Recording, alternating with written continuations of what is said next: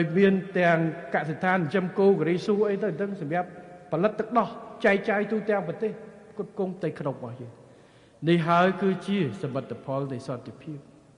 ដែលអ្នកខ្លះគេថាឮតែពាក្យដឹងអរគុណសន្តិភាពអរគុណសន្តិភាពខ្មោចអីអត់ទេ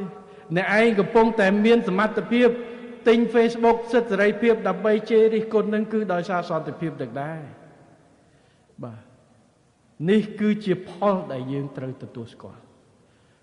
ពេញចិត្តមិនពេញចិត្តយើងត្រូវទទួលស្គាល់ថាយើងកំពុងដកដង្ហើមនៅក្នុងសុខសន្តិភាពដែលបានមកពីនយោបាយជ្រះជ្រះដែលយើងបានអត់សង្គ្រាមនៅពេលនេះ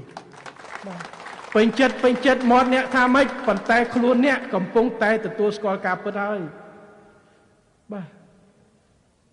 បើសិនជាអ្នកមិនទទួលស្គាល់ពីផលនៃសន្តិភាពអ្នកទៅរស់នៅក្នុងតំបន់សង្គ្រាមទៅបាទប៉ុន្តែគ្រប់កន្លែងទាំងអស់នៅរបស់យើងទេអញ្ចឹងការធានាសន្តិសុខស្បៀង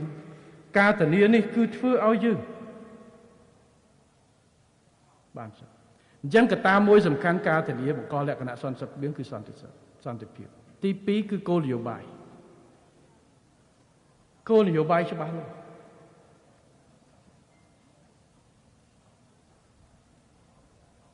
ការចែកផលកសិកម្មទៅដល់ប្រជាពលរដ្ឋផលដែលបានចូលកប៉ាល់ប្រជាពលរដ្ឋជំនាន់ឪពុកក៏ខ្លាំងដែរកសិកម្មដែរកុំនិយាយ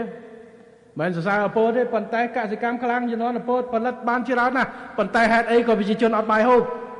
ដោយសារគោលនយោបាយគេមានលុយយកទៅដូរសភាវុធដើម្បីធ្វើសង្គ្រាមដើម្បីគ្របប្រជាពលរដ្ឋតែផលគេមិនបានចែកឲ្យប្រជាពលរដ្ឋស្រួលទេ